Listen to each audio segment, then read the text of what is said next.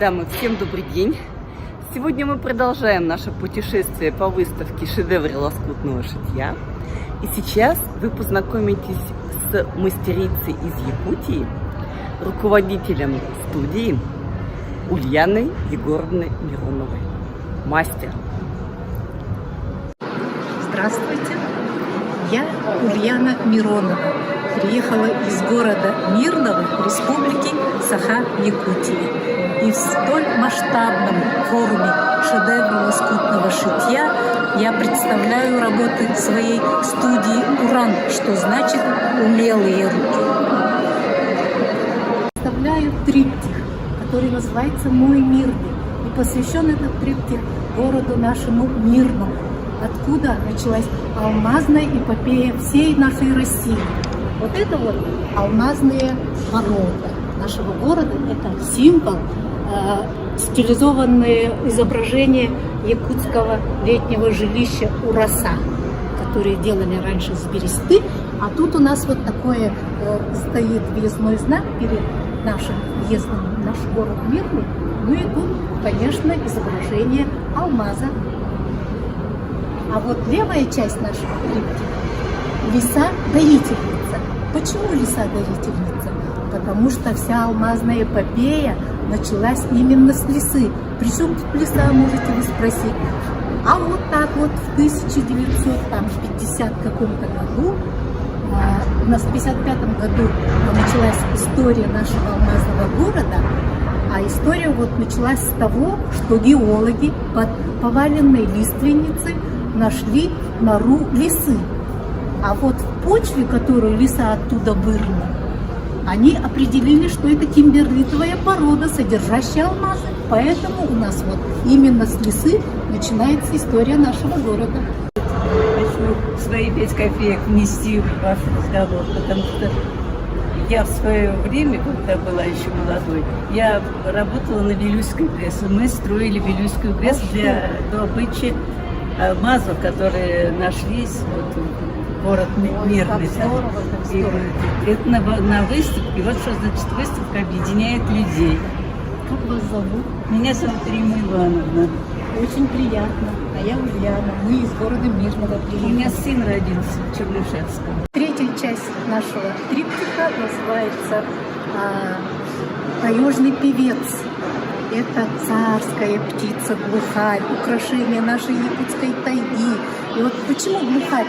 Потому что в нынешнем Мирнинском районе раньше располагалось одно из самых крупных таковищ глухарей.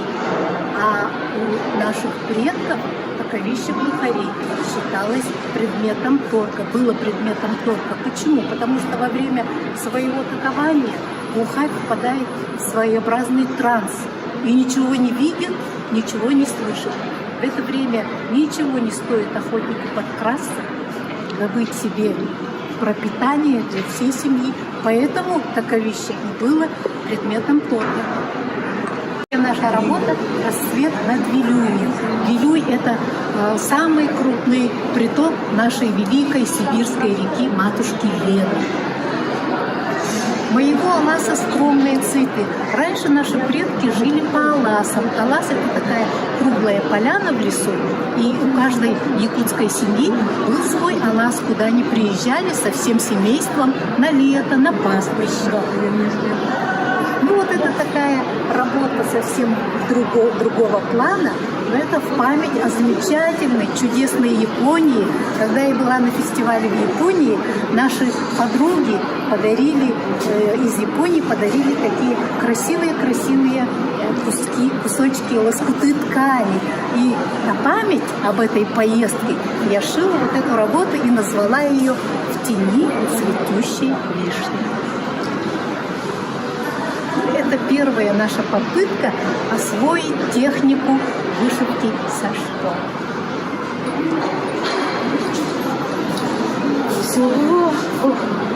Теперь, на эту я назвала «Утиная охота». Утиная охота для каждой якутской семьи – это особый такой волнующий момент жизни, потому что все собирают главу семьи на охоту, а потом ждут с охоты с добычей. И Ну, а перед охотой наши охотники все придерживаются, обязательно выполняют обряд поклонения духу охоты Баянаю. Без этого поклонения удачной охоты не может быть.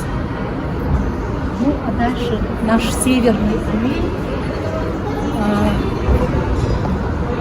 Якутия необъятная, очень большая, живут у нас много народов, больше, по-моему, 100 разных народов живут у нас. А это вот наш северный олень, кормилец, символ тундры. Без него никакой жизни на тундре нет, потому что олень – это наше все для человека, который живет в тундре. Этот ковер называется Илге, белое изобилие. Белое изобилие – это дни наступают в июне, когда стоят самые короткие ночи, самые длинные дни. И мы поклоняемся всем верховным божествам, приносим им свое, благодарим их за то, что прошла холодная, лютая зима и наступили теплые, солнечные дни. Эта работа мне особенно дорога, потому что вот середина, вот эта меховая мозаика, сделана еще в 70-х годах мамой одной моей мастерицы. Она как в подарок своей внучке такие фрагменты меховые шила, с тем, чтобы дочь дальше шила из нее шубку. Ну а тут вот это остаточки с этой, которые хранила моя мастерица Раиса Николаевна очень долгие годы, показала мне, а я говорю, давай сделаем ему декоративный коврик. И будет он называться «Зимний сон», потому что это вот белка, зимняя белка, шкурки белки. Ну и тут наша вот якутская суконная мозаика, кантированная, кыбыты называется. Ну и вот наши бисерная вышивка. Выполнена по мотивам костюмов народов Севера. Северное сияние называется. Ну, а тут, видите, совсем другие цвета, тут совсем другой бисер. Это вот фрагменты костюмов, использованы мотивы костюмов долганов, эвенков. И считалось, что когда увидишь северное сияние, это как будто боги благословляют людей, которые видят это сияние. Эта работа называется «Царская ягода». Да, царская ягода, очи болота, болотные очи называли северную ягоду морожкой. А морожка, она такая кисловато-сладкая, очень своеобразная северная ягода, которую обожают многие за вкус. И, кстати, она была любимой ягодой великого Александра Сергеевича Пушкина. И перед смертью он даже попросил у жены принести ему моченую морожку. Ну и многие на выставке спрашивают, что это у вас в руках. Это ритуальная вещь, которую используют во всех обрядах. И это часть нашего национального костюма. Камара-махалка, бейбир называется. Она имеет чисто утилитарное значение, отмахиваться от надоедливой мошкары и комаров, но также она используется при обрядах. Это конский хвост.